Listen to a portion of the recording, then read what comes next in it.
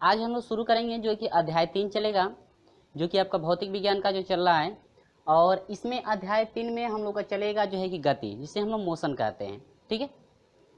और इसके जो पिछले वाले वीडियो में हम लोग पढ़े थे सदिश और अदिश का चैप्टर चल रहा था, और अभी तक उसे आप नहीं देख पाए तो डिस्क्रिप्शन में लिंक दिया गया है, जाकर वहाँ से आप देख सकते हैं। या प्लेलिस्ट में यदि आप जाते हैं तो वहाँ पे जो है कि सभी जो है कि चैप्टर का आपको वीडियो जो है कि मिलता रहेगा, यानी कि प्रत्येक जो है कि चैप्टर का आपको वीडियो वहाँ पे प्ले लिस्ट में सेव किया गया है, जाकर आप वहाँ से देख सकते हैं। या डिस्क्रिप्शन में लिंक दिया गया है, सभी वीडियो को आप उसमें से भी देख सकते हैं, डेट वाइज आपका है। तो यहाँ पर हम लोग बात करेंगे गति। ठीक है। तो पहले हम लोग समझते हैं कि गति किसे कहते हैं, गति किसे कहते हैं, और गति के प्रकार क्या क्या होते हैं, और दूरी किसे कहते हैं, विस्थापन क्या होता है। हम लोग इसके पिछले वाले वीडियो में पढ़े थे, कुछ डिस्कस किया गया था दूरी और विस्थापन में, जो कि आपका एक टाइप उसमें आपको दूरी और विस्थापन में एक क्वेश्चन आया था। उसमें हम लोग थोड़ा सा पढ़े थे दूरी और विस्थापन में कि आपका दूरी क्या होती है और विस्थापन कैसे फाइंड किया जाता है। और अभी तक आप उसे नहीं देख पाए तो डिस्क्रिप्शन में लिंक दिया गया है, जाकर वहाँ से आप देख सकते हैं। तो ये आपका गति है। तो गति में हम लोग पढ़ेंगे क्या क्या, देखिएगा हर एक जो है कि टॉपिक आप लोग याद रखेंगे क्या क्या इसमें होता है गति में। ठीक है। ऐसे नहीं है तो अभ्यास भी चालू कर सकते हैं, लेकिन गति जब चल रहा है तो गति में क्या क्या होता है उसको पहले हम लोग देखेंगे। गति का समीकरण भी सब देखेंगे, उसके बाद जो है कि अभ्यास जो है कि चालू किया जाएगा, यानी कि जो है कि प्रश्नों को सॉल्यूशन किया जाएगा। तो पहले हम लोग समझ लेते हैं कि गति। तो गति में आपका देखिए, जब किसी भी वस्तु में यदि समय के साथ साथ यदि कोई भी वस्तु हो, यदि उस वस्तु की स्थिति यदि समय के साथ साथ बदलती रहती है तो हम लोग कहते हैं कि वह जो है किस अवस्था में है, गति की अवस्था में। जब किसी वस्तु में समय के साथ साथ उसकी स्थिति में परिवर्तन होता है तो हम लोग उसे क्या कहते हैं, गति कहते हैं। जैसे सपोज दैट मान लीजिए ये पृथ्वी है, पृथ्वी जो है कि समय के साथ साथ अपनी जो है कि अक्ष पे जो है गति करते हैं, यानी कि जो है कि घूमते हैं। तो एक यह किस अवस्था में है, गति की अवस्था में, कह सकते हैं कि यह गति की अवस्था में है।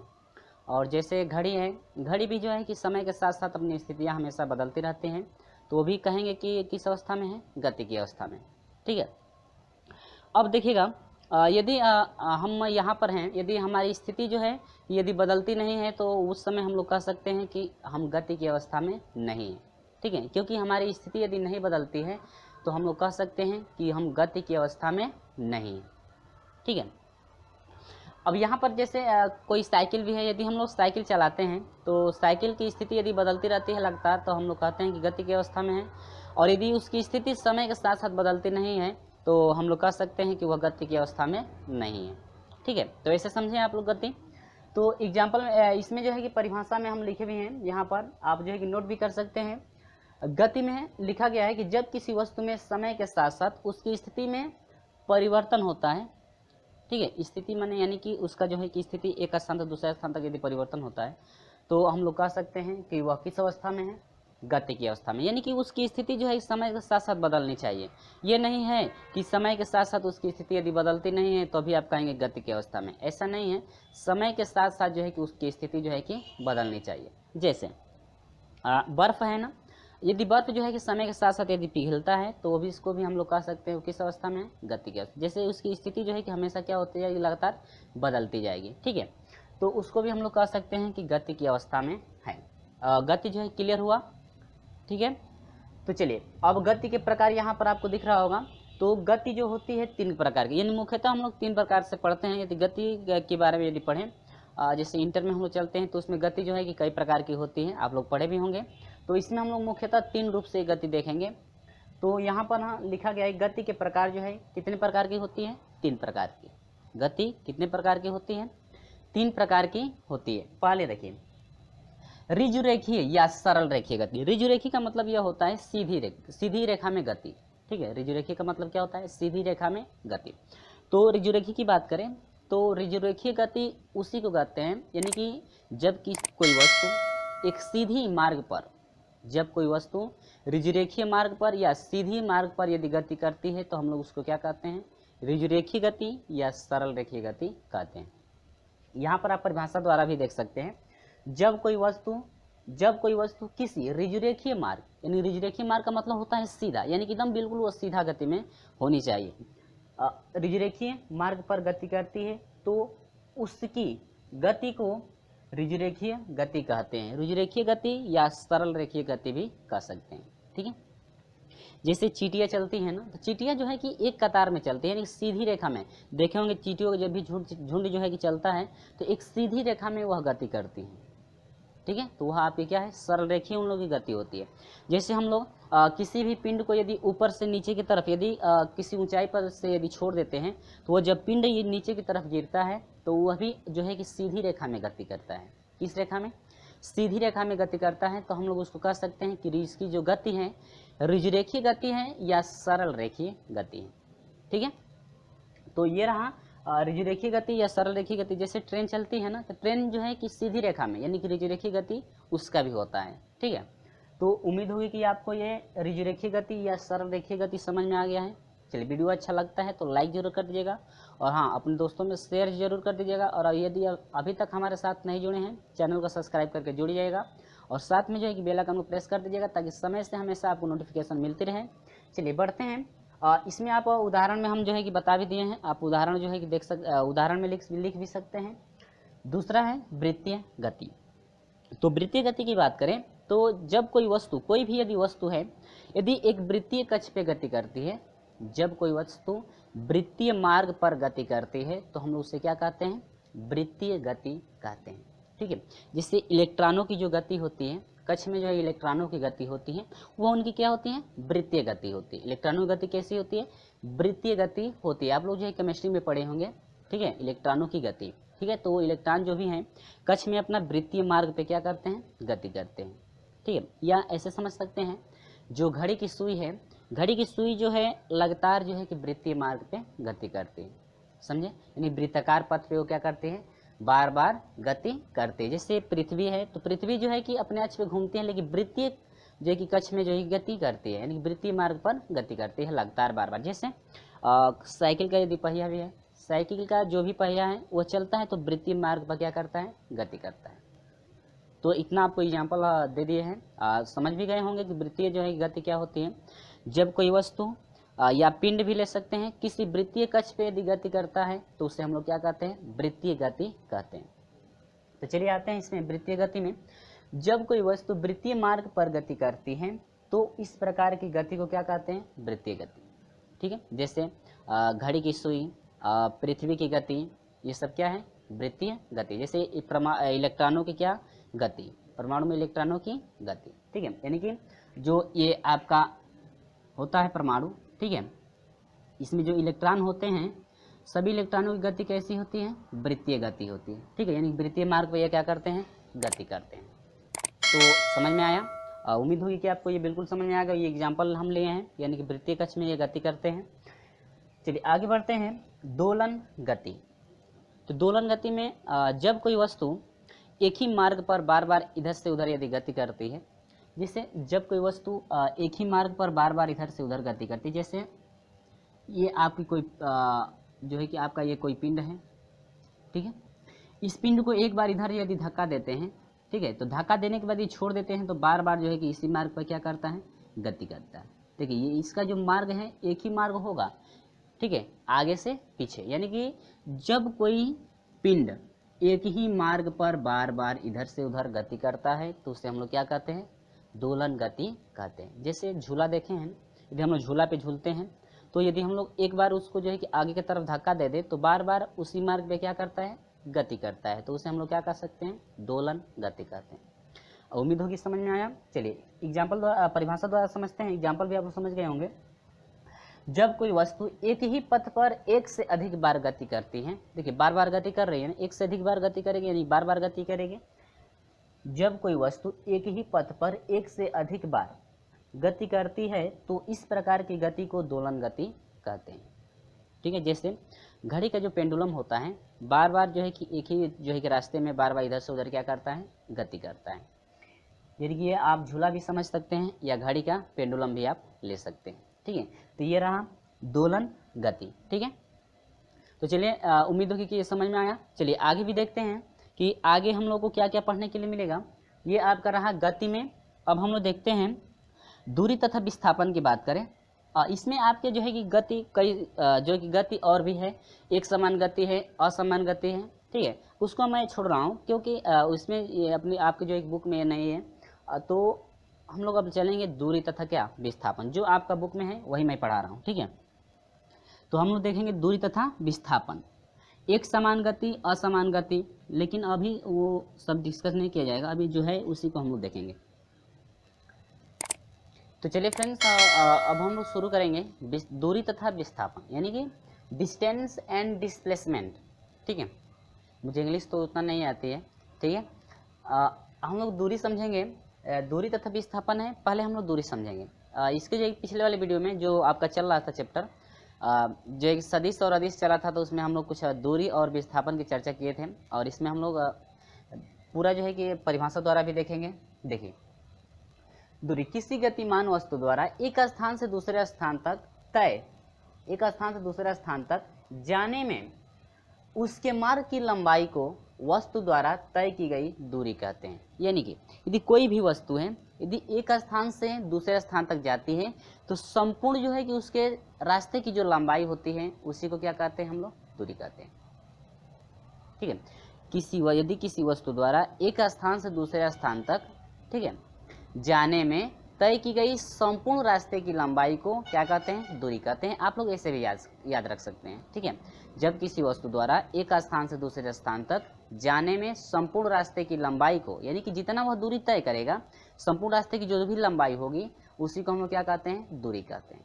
ठीक है, भले ही वह घर से स्कूल या स्कूल से घर, घर से स्कूल या स्कूल से घर जाता हो, लेकिन जितना वह दूरी तय करेगा उसी को हम लोग क्या कहते हैं, जितना वह रास्ता चलेगा उसी को हम लोग क्या कहते हैं, दूरी कहते हैं। सपोज दैट, मान लीजिए यदि कोई भी लड़का है, ठीक है, यह उसका घर है, और यहाँ से जैसे मान लीजिए 2 किलोमीटर की दूरी पर उसका क्या है, स्कूल है। ठीक है, तो ये जो लड़का है जितनी यह दूरी तय करेगा जाने आने में, ठीक है, देखिए, तो जितना यह रास्ता चलेगा उसकी जो लंबाई होगी उसी को हम लोग क्या कहते हैं, दूरी कहते हैं। देखिए, घर से स्कूल गया, स्कूल से घर आया, घर से स्कूल गया, स्कूल से घर आया, तो जो रास्ते की पूरी लंबाई होगी, जितना रास्ते की पूरी लंबाई होगी वही क्या कहलाती है, दूरी कहलाती है। जैसे देखिए, जैसे एक बार तो स्कूल गया, ठीक है, यहाँ पर स्कूल गए, चला गया तो 2 किलोमीटर चला, ठीक है, फिर स्कूल से घर आया तो 2 किलोमीटर फिर आया, फिर घर से स्कूल गया तो 2 किलोमीटर चला, फिर स्कूल से घर आया, कितना किलोमीटर, 2 किलोमीटर, यानी कि 2 दिन वह चला है। ठीक है, 2 दिन स्कूल वह गया है। यदि बात करें कि टोटल वह जो है कि दूरी कितना तय किया है, देखिए, एक बार जाने में 2 किलोमीटर जाने में चला, ठीक है, संपूर्ण जो रास्ते की लंबाई होगी वही दूरी होगी, और 2 किलोमीटर घर आया, फिर अगले दिन 2 किलोमीटर स्कूल गया, फिर अगले दिन 2 किलोमीटर जो है कि घर आया, यानी कि उसी दिन आया, यानी कि 2 दिन जो है कि स्कूल गया है। ठीक है, तो वह टोटल रास्ता कितना चल दिया है, 2 2 4 2 6 2 कितना, 8 किलोमीटर, यानी कि टोटल दूरी जो उसकी होगी, तय की गई दूरी कितनी होगी, 8 किलोमीटर। ठीक है, अब देखिए, ये तो दूरी हुआ ना, अब थोड़ा और समझते हैं। जैसे ये तो सीधा चला ना, अब टेढ़ा मेढ़ा हम लोग थोड़ा लेकर चलते हैं। जैसे ये मान लीजिए यह वो लड़का था, ऐसे चला, ऐसे चला, ऐसे चला, ऐसे चला, यहाँ पर आया। ठीक है, ये मान लीजिए कि उसका स्कूल है, मान लीजिए कि इसका क्या है, यह स्कूल है। ठीक है, अब यह उसका क्या है, घर है। अब तो टेढ़ा मेढ़ा चला ना। अब मान लीजिए घर से यहाँ पर एक गांव पड़ा, ठीक है, यह मान लीजिए ए उसका घर है, यहाँ पर बी कोई गांव है, यहाँ पर सी कोई गांव है, यहाँ पर डी कोई गांव है, ठीक है, और यहाँ पर क्या है, स्कूल है। तो मान लीजिए ए गांव से बी गांव की यदि दूरी 2 किलोमीटर की है, 2 किलोमीटर 4 किलोमीटर ले लीजिए, ठीक है, और बी से सी गांव की दूरी यदि मान लीजिए 10 किलोमीटर की है, और सी से जो है कि डी की दूरी यदि 5 किलोमीटर मान लेते हैं कि है, सी गांव से डी गांव की दूरी यदि 5 किलोमीटर है, और डी गांव से जो है कि स्कूल की दूरी यदि हम लोग ले लेते हैं 7 किलोमीटर, या हम लोग ले सकते हैं जो है कि 6 किलोमीटर ले लीजिए। ठीक है, अब देखिए 6 किलोमीटर हुआ। यदि वह लड़का जो है अपने घर से तो चला, लेकिन सी गांव के पास आकर रुक गया है, सी गांव के पास जो है कि वह लड़का क्या किया है, रुका हुआ है। तो यदि हम लोग दूरी की बात करें तो आपका पहले ए गांव से बी गांव में पहुंचा होगा, बी गांव से कहाँ गया होगा, सी गांव में, यानी कि यह रास्ता एक ही है, दूसरा रास्ता नहीं है। तो यदि हम लोग दूरी की बात करें कि वह लड़का जो है कि दूरी कितना तय करके गया है, तो बात करें दूरी की, देखिए ए से बी गांव में पहुंचा होगा तो 4 किलोमीटर चला होगा, ठीक है। अब देखिए यदि बी से सी गांव तक पहुंचा होगा तो कितना, 10 किलोमीटर। तो लड़का जब सी गांव तक पहुंच गया है, तो यदि कोई पूछता है कि ये बताइए लड़का कितना दूरी जो है कि तय किया है, तो टोटल दूरी आपको कितना हो जाएगा, 10 4 14 किलोमीटर दूरी तय करेगा, ठीक है। अब हम लोग बात करें, अब हम लोग ले चलते हैं स्कूल पे भाई उसको। यदि मान लीजिए ये चलते चलते रोज जाता है भाई, रोज जाता है, ये चलते चलते स्कूल पर गया, और स्कूल पर गया है, यदि कोई पूछता है कि भाई बताइए ये दूरी कितना तय किया है, ठीक है, दूरी कितना तय किया, तो 4 10 14 हो गया, और 14 5 कितना हो जाएगा, ऐसे जोड़िए, स्कूल पर आ गया ना, तो 6 4 10 हो गया, 10 10 20 और 20 5 25, यानी टोटल दूरी वो कितना चला है, 25 किलोमीटर तो जाने में लिया, 25 किलोमीटर क्या जाने में लिया। लेकिन यदि घर भी आता है और पूछता है कि ये बताइए यह लड़का जो है इसको घर से स्कूल गया, स्कूल से फिर घर आया, ये पूछता है उस लड़के से, उसके घर वाले पूछते हैं कि ये बताइए आप कितना दूरी जो है कि तय किए हैं, तो कहता है कि घर से जो है कि स्कूल गए 25 किलोमीटर, और फिर स्कूल से घर आए 25 किलोमीटर, क्योंकि दोनों तो दूरी बराबर होगी, जाने में और आने में दूरी जो तय करेगा बराबर दूरी तय करेगा। तो 5 5 10 हुआ, 2 2 4 कितना 50, यानी कि टोटल दूरी वो कितना किलोमीटर चल दिया है, 50 किलोमीटर। तो ये आपका क्या हो गया, दूरी। दूरी समझ गए उम्मीद होगी। तो चलिए दूरी तो इतना हम लोग समझ लिए, लेकिन अब बात करते हैं विस्थापन की। क्या विस्थापन, ये तो जितना दूरी तय करेगा ये दूरी में आ जाएगा, जितना रास्ता जो जितना यह रास्ता चलेगा वह दूरी में आ गया। लेकिन विस्थापन की बात करें दोस्तों, तो विस्थापन कैसे निकालते हैं वो जरा देखिए, ठीक है। विस्थापन बिल्कुल सीधा लेते हैं, भले हो वह टेढ़ा मेढ़ा चला हो, लेकिन विस्थापन में जहाँ से चला है, जहाँ पर रुका है, उसकी जो सीधी दूरी हम लोग लेंगे वही आपकी क्या होती है, संपूर्ण विस्थापन होती है। चलिए इसमें याद रखें फ्रेंड्स, हम लोग अदिश में पढ़े थे कि जो दूरी होती है, दूरी कैसी राशि है होती है, अदिश राशि होती है, इस दूरी में कोई भी दिशा नहीं होती है, ठीक है। बात करते हैं विस्थापन की। क्या विस्थापन की बात करते हैं, तो ये किसी गतिमान वस्तु, यानी कि किसी गतिमान वस्तु की, कोई भी वस्तु गतिमान है और उस गतिमान वस्तु की जो प्रारंभिक और अंतिम स्थिति होती है, उनके बीच की जो सीधी दूरी होती है वही क्या कहलाती है, विस्थापन कहलाती है, ठीक है। तो हम लोग एग्जाम्पल द्वारा भी समझेंगे। इसमें कह रहे हैं विस्थापन एक कैसी राशि है, सदिश, यानी कि विस्थापन को व्यक्त करने के लिए दिशा और परिमाण, यानी परिमाण और दिशा दोनों की आवश्यकता होती है, ठीक है। अब बात करते हैं विस्थापन में थोड़ा जो है कि हम लोग एग्जाम्पल समझते हैं, ठीक है।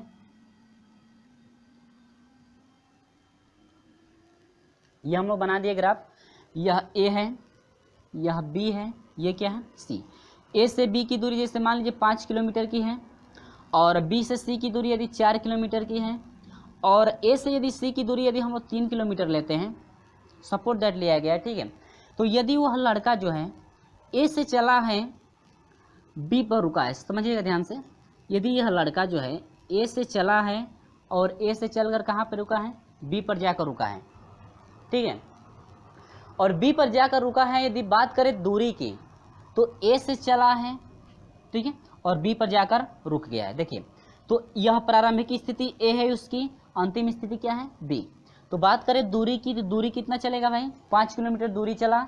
और विस्थापन की बात करें तो विस्थापन जहाँ पर रुका है, जहाँ से चला, उसकी सीधी दूरी, तो सीधी दूरी यही है ना, विस्थापन भी कितना, 5 किलोमीटर। यदि ए से बी की बात करें तो ए से बी की दूरी भी 5 किलोमीटर होगी, और विस्थापन भी कितना होगा, 5 किलोमीटर। समझे फ्रेंड्स। अब जरा हम लोग यहाँ पर समझ लेते हैं, इसको थोड़ा हम लोग चेंजिंग कर देते हैं समझने के लिए। यहाँ पर जैसे हमारे कोई और बिंदु ले लेते हैं, ए बी, यहाँ पर सी हो गया, यहाँ पर क्या हो गया, डी, और ये आपका 2 हो गया, और ये आपका हो गया मान लीजिए 1। अब ठीक है, और यहाँ से हम लोग कोई एक विस्थापन खींच देते हैं ऐसे समझने के लिए। यह जो है आपका 4 किलोमीटर मान लीजिए, ठीक है। अब देखिए, तो अब समझेंगे, तो ये तो आपका ए से बी तक पहुंचा है, तो दूरी और विस्थापन दोनों सेम हुआ। बात करते हैं यदि यह बी पर ना रुक करके यदि आ करके यह सी पर रुकता है, आकर कहाँ रुक जाता है, यदि आ करके यह सी पर रुकता है, देखिएगा ध्यान दीजिएगा, आकर यदि ये सी पर रुक जाता है, ठीक है, तो सी पर तो रुक गया, तो सी पर यदि लड़का रुक गया है, तो बात करेंगे, दोनों की बात करेंगे फ्रेंड्स, दूरी की भी बात करेंगे और अब किसकी, विस्थापन की भी बात करेंगे, ठीक है। तो दूरी में हम लोग जानते हैं ना कि जितना रास्ता तय करेगा वह दूरी होगी। देखिए, तो तो ए से चला है बी पर, बी से चला है कहाँ, सी पर, तो सी पर जाकर रुक गया है। तो देखते हैं कि रास्ता कितना चला है। तो ए से बी तक पहुंचा है 5 किलोमीटर और बी से सी तक पहुंचा है 2 किलोमीटर। तो 5 और 2 कितना, 7 किलोमीटर। यदि दूरी की बात करें तो दूरी कितना हुआ फ्रेंड्स, 7 किलोमीटर टोटल जो है कि दूरी वह चला है। अब हम लोग बात करें विस्थापन की, तो विस्थापन में हम लोग जानते हैं कि प्रारंभिक से लेकर के जहाँ से चला है और जहाँ पर वह जा करके रुका हुआ है उसकी जो बीच की सीधी दूरी हम लोग लेंगे वही आपका विस्थापन में होगा। देखिए ए से चला था और कहाँ पर जाकर रुका है, सी पर, तो हम लोग लेंगे ए से सी की सीधी दूरी। ए से कहाँ की दूरी, सिर्फ सी की दूरी, अब बाकी जो बीच में पड़ेगा उसको हम लोग छोड़ देंगे। ठीक है, तो हम लोग लेंगे ए से सी की सीधी दूरी। तो ए से सी की सीधी दूरी कितनी है, 4 किलोमीटर। तो विस्थापन कितना हुआ फ्रेंड्स, आपका 4 किलोमीटर का क्या हुआ, विस्थापन। क्लियर हुआ विस्थापन, समझ में आया। अब देखेंगे यदि आपका यह डी पर आ जाता है, किस पे, डी पर आ जाता है, तो डी पर यदि बात करते हैं, यदि यह डी पर आ गया तो डी पर बात करेंगे तो डी पर यदि आ जाता है तो दूरी कितना चल दिया, 5, 5 2 7, 7 और कितना 8 किलोमीटर टोटल आपकी क्या हो गई दूरी। दूरी कितना हुआ, 8 किलोमीटर। अब यदि विस्थापन की बात करें तो ए से चला था, रुका है कहाँ पे, डी पे, तो ए से डी की सीधी दूरी लेंगे ना, तो ए से डी की सीधी दूरी कितनी है, ए से डी की सीधी दूरी 3, तो यह विस्थापन कितने का हो गया, 3 किलोमीटर का यहाँ इसका क्या हुआ, विस्थापन हुआ। ठीक है, तो इतना क्लियर हुआ। अब हम लोग देखते हैं यदि यह देखिए ए से चला है और ए से चलते चलते चलते चलते डी पर पहुंचा, डी से ए पर आ गया, यानी कि जहां से चला है यदि वो वहीं पर आ जाता है तो उस समय दूरी की बात करें फ्रेंड्स, देखिए अब याद रखेंगे आप लोग, देखिए कहां से कहां चला, यह आप समझिएगा, ए से बी तक पहुंचा, बी से सी तक पहुंचा, सी से डी तक पहुंचा, और यहाँ पर ए से लिख लेते हैं, ए से बी तक पहुंचा, बी से सी तक पहुंचा, सी से डी तक पहुंचा, डी से कहाँ तक पहुंचा, ए तक। ठीक है, तो पहले हम लोग बात करेंगे दूरी की। देखिए दूरी ए से बी, बी से सी, सी से डी और डी से कहाँ, ए, जहां से चला है वहीं पर जाकर क्या हुआ, रुक गया। तो पहले हम लोग बात करते हैं दूरी की। तो टोटल हुआ रास्ता कितना चला है, 5 2 7 8 और 8 5 कितना होगा, 13। ठीक है, 8 5 13 ही ना होता है, तो यह टोटल रास्ता चल दिया कितना, 13 किलोमीटर। दूरी कितना चला, 13 किलोमीटर। और लेकिन हम लोग बात करें विस्थापन की, तो विस्थापन की बात करें तो देखिए जहां से यह चला है वहीं पर यदि आकर रुक जाता है तो क्या उनके बीच की कुछ दूरी होगी, नहीं होगी। अब देखिए क्योंकि यदि हम लोग यहाँ पर बिंदु लेते हैं, यहाँ पर हम लोग यदि बिंदु लेते हैं, देखिए यहाँ पर हम लोग यहाँ से चले हैं, चलते चलते चलते चलते चलते चलते घूमते घूमते घूमते घूमते एकदम इसी स्थान पर हम लोग आकर खड़े हो गए। तो जहाँ से हम लोग चले हैं उसी स्थान पर हम लोग खड़े हो जाते हैं, तो क्या उस स्थान के बीच की कुछ दूरी होगी, नहीं होगी ना। तो आपका विस्थापन कितना हो जाएगा फ्रेंड्स, आपका विस्थापन क्या हुआ, 0 हुआ। क्या, विस्थापन 0 हुआ। इतना आप लोग पढ़ें और इससे आप लोग कुछ समझें क्या मतलब है दूरी और विस्थापन में। इससे हम लोगों को ये सीख मिलती है कि दूरी जो है कभी भी जो है कि 0 नहीं हो सकती है, लेकिन विस्थापन 0 हो सकता है, क्योंकि दूरी कभी 0 नहीं होती है। क्योंकि विस्थापन तो हम लोग का 0 हो गया, क्योंकि ए से चला था, ए पर जाकर रुक गया, तो उस समय विस्थापन कितना हो फ्रेंड्स, 0 हुआ। यानी कि इससे हम लोग को ये मिलता है कि कभी दूरी 0 नहीं होती है, लेकिन विस्थापन 0 हो सकता है। तो मैंने यहाँ पर नोट भी पर भी लिखा हूँ मैं कि किसी वस्तु द्वारा चली गई दूरी 0 नहीं हो सकती है, लेकिन जबकि विस्थापन क्या होता है, 0 हो सकता है। समझे, तो ये रहा आपका क्या, दूरी तथा विस्थापन, समझे ना। और यदि वीडियो अच्छा लगता है तो लाइक कर दीजिएगा, और हाँ वीडियो अच्छा नहीं लगा तो अनलाइक तो जरूर कर सकते हैं ना। चलिए अब बढ़ते हैं अगले टॉपिक की तरफ। अगला टॉपिक देखते हैं हम लोग का क्या चलेगा, इसको फ्रेंड्स आप लोग याद रखेंगे, ठीक है। चलिए बढ़ते हैं अगले टॉपिक की तरफ। तो चलिए शुरू करते हैं जो है कि चाल। तो चाल क्या है, स्पीड देखिएगा, विस्थापन और दूरी आपको समझ में आ गया है, तो ये भी आपको क्लियर हो जाएगा। कहता है चाल, किसी वस्तु द्वारा एकांक समय में चली गई दूरी को हम लोग क्या कहते हैं, चाल। किसी भी वस्तु द्वारा एकांक समय में यानी कि 1 सेकंड में जितनी दूरी तय करती है उसी को हम लोग क्या कहते हैं, चाल कहते हैं, ठीक है। तो चाल की परिभाषा है कि किसी भी वस्तु द्वारा एकांक समय में चली गई दूरी को क्या कहते हैं, चाल कहते हैं। तो हम जानते हैं फार्मूला कि चाल बराबर होता है दूरी बटा में क्या, समय। चाल बराबर क्या होता है, दूरी बटा में समय। किसी वस्तु द्वारा एकांक समय में चली गई दूरी उस वस्तु की क्या कहलाती है, चाल कहलाती है, यानी कि स्पीड हम लोग कहते हैं। इसमें इसे u से प्रदर्शित करते हैं। चाल को किससे प्रदर्शित करते हैं फ्रेंड्स, u से हम लोग प्रदर्शित करते हैं, चाल से। इसके बाद फार्मूला बनता है चाल बराबर दूरी बटा में क्या, समय। चाल बराबर दूरी बटा में समय, यानी कि चाल बराबर दूरी बटा में समय अंतराल भी कह सकते हैं ऐसे, या समय भी आप लोग ले सकते हैं। तो जैसे हम लोग देखिए चाल बराबर आपका दूरी बटा में यदि समय आप लेते हैं तो ये एक फार्मूला बना कि नहीं बना, चाल के लिए ये है। यदि दूरी मालूम हो और समय मालूम हो तो हम लोग आसानी से चाल निकाल सकते हैं, ठीक है। अब देखिए यदि हम लोग को, ये तो चाल के लिए है पहला, यदि दूरी हम लोग को फाइंड करना है तो दूरी बराबर क्या होता है, देखिए दूरी बराबर होता है चाल गुणे समय, यानी कि दूरी बराबर हम लोग का होता है चाल गुणे क्या, समय। कैसे निकला, इसका 1 हर एक मान का अतिरिक्त मल्टीप्लाई करेंगे, दूरी से 1 में गुणा होगा दूरी, और चाल से समय गुणा होगा तो चाल गुणे क्या, समय। यानी कि दूरी के लिए हम लोग को फार्मूला मिल गया चाल गुणे क्या, समय। यदि हम लोग को स्पीड मालूम है यानी कि चाल मालूम हो और टाइम मालूम यानी कि समय मालूम हो तो आसानी से हम लोग जो है कि दूरी निकाल सकते हैं, डिस्टेंस हम लोग आसानी से निकाल सकते हैं, ठीक है। तो यह चाल बराबर होता है दूरी बटा में समय। यदि दूरी मालूम हो और समय मालूम हो तो आसानी से चाल निकाल सकते हैं किस स्पीड से वो चल रही है। अब देखिए यदि दूरी मालूम हो, सॉरी दूरी फाइंड करना हो तो चाल मालूम हो और समय मालूम हो कि इतने स्पीड की चाल से इतने समय में कितना दूरी तय करेगी, तो आसानी से उसका मल्टीप्लाई करा करके हम लोग दूरी फाइंड कर लेंगे, ठीक है। अब आगे बढ़ते हैं। तीसरा है कि यदि हम लोग को समय निकालना हो तो समय निकालने के देखिए इन चालों का सिर्फ क्या कर देंगे, चेंजिंग कर दिया जाएगा, यानी कि समय बराबर आपका हो जाएगा फ्रेंड्स दूरी बटा में क्या, चाल।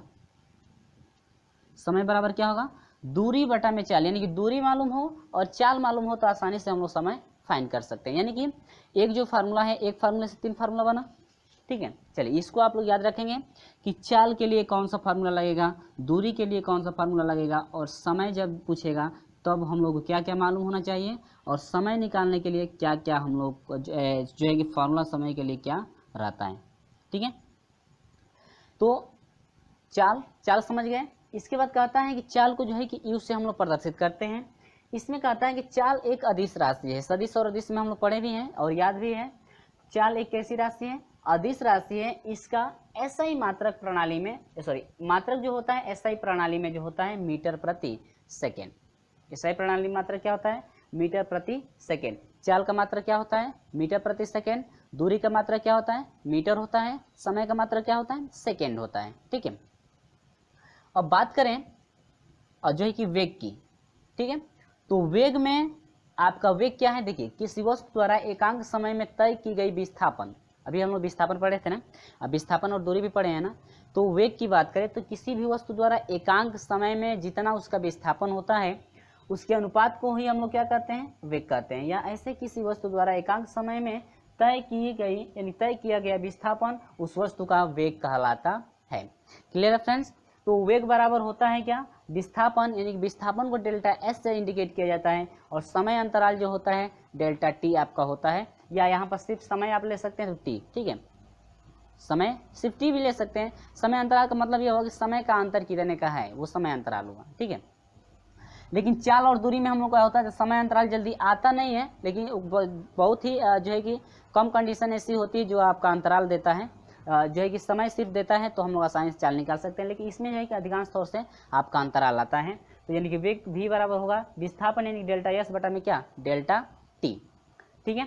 तो इसके लिए कह रहा है कि वेग एक सदिश राशि है। वेग कैसी राशि है, सदिश राशि है, और इसका जो होता है एसआई मात्रक में, एसआई प्रणाली में मात्रक जो होता है मीटर प्रति सेकेंड। तो हम लोग को ये मिल रहा है कि चाल और वेग, चाल और क्या, वेग, यानी कि वेग में जो होता है विस्थापन लिया जाता है और समय लिया जाता है, ठीक है। वेग में क्या होता है, विस्थापन, लेकिन हम लोग का जो है कि चाल होता है तो चाल में क्या लिया जाते हैं, दूरी ली जाती है। चाल में दूरी लेते हैं और वेग में क्या, विस्थापन लेते हैं। समय दोनों का वही रहता है। तो इससे भी हम लोग 3 फार्मूला फाइंड कर सकते हैं, वेग बराबर विस्थापन बटा में समय। और यदि विस्थापन निकालना हो तो यहाँ से यदि डेल्टा एस निकालना हो विस्थापन के लिए तो वेग भी गुणे क्या, डेल्टा टी। यानी कि वेग मालूम हो और समय अंतराल मालूम हो तो आसानी से हम लोग विस्थापन निकाल सकते हैं। ठीक है, और यदि समय अंतराल पूछता है तो समय अंतराल डेल्टा टी बराबर आपका हो जाएगा डेल्टा एस बटा में क्या भी, यानी कि आपका जो है कि विस्थापन मालूम हो और वेग मालूम हो तो आसानी से हम लोग समय अंतराल निकाल सकते हैं। ठीक है फ्रेंड्स, तो फ्रेंड्स ये रहा जो है कि आपका चाल और वेग तक हम लोग लेकर चलें, और इसके अगले वीडियो में हम लोग लेकर चलेंगे औसत चाल और क्या औसत वेग, और इसके बाद जो है कि हम लोग देखेंगे कुछ गति के 3 समीकरण होते हैं, उनको भी हम लोग देखेंगे किस समय जो है कौन सा समीकरण जो है कि लागू किया जाता है, और उस समीकरण में किस मान को हम लोग क्या कहते हैं। जैसे यू भी होता है ना, तो यू भी होता है तो उसमें आपका क्या क्या होता है, यानी कि यू को क्या कहते हैं, भी को कहते हैं क्या, यानी गति में जो है कि हम लोग सब कुछ पढ़ते चलेंगे। यानी गति के 3 समीकरण होते हैं, उनको हम लोग जो है कि फाइंड भी करेंगे कि कैसे जो है कि उनका जो है कि निगमन किया जाता है और उसमें क्या क्या आपका होता है। चलिए फ्रेंड्स, ये आपका रहा वेग तक। मिलेंगे आपसे अगले वीडियो में औसत चाल तथा औसत वेग से हम लोग मिलेंगे। चलिए फ्रेंड्स, मिलते हैं आपसे अगले वीडियो में, तब तक के लिए बाय बाय।